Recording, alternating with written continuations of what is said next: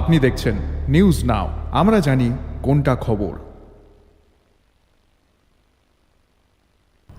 গোটা রাজ্যের সঙ্গে খোয়াই মহকুমাতেও বন্যার প্রাদুর্ভাব পরিলক্ষিত হয়।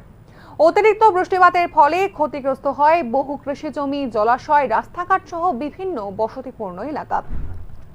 এই বন্যার ফলে ক্ষতিগ্রস্ত হয় খোয়াই লালছড়া কলেজ রোড সংলগ্ন একটি লোহার সেতু। এই লোহার সেতুটি দিয়ে বেলতলি, সিঙ্গিছড়া, চেরমা, গুটিয়াতল সহ লালছড়ার অধিকাংশ মানুষ যাতায়াত করেন। যেহেতু এখানে পাশেই অবস্থিত খোয়াই দশরথ দেব মেমোরিয়াল কলেজ এবং লালছড়া দ্বাদশ শ্রেণী বালিকা বিদ্যালয়, সেই জন্য এই কলেজের এবং স্কুল পড়ুয়া ছাত্রছাত্রীরা তারাও কিন্তু এই সেতুটি হচ্ছে মূল যাতায়াতের একমাত্র রাস্তা। তবে এই লোহার সেতুটি বহুদিন আগে নির্মাণ করা হয়েছিল, তবে বর্তমানে এটি একেবারে জরাজীর্ণ অবস্থায় পড়ে রয়েছে। বন্যার ফলে এই সেতুটির চারপাশের যে কংক্রিটের ওয়াল সেটিও ধস ভেঙে একেবারে জরাজীর্ণ অবস্থায় ভেঙে গিয়েছে।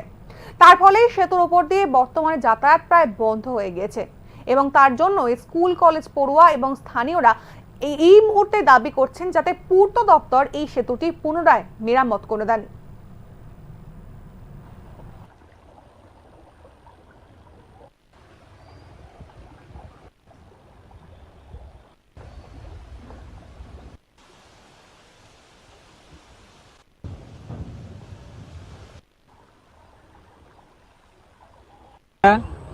ব্রিজটা ভাঙে গেছে, আমরা তোমার যাইতে যাইতে খুব অসুবিধা হইতেছে। কবে ভাঙছে দাদা ব্রিজটা? ব্রিজটা ভাঙছে 4 দিন হয়েছে। মানে কেমনে ভাঙছে এটা? ও ফ্লাডের জলে তারপরে ভাঙে গেছে আর কি। আচ্ছা, এই রাস্তা দিয়ে কোন কোন জায়গা যায়?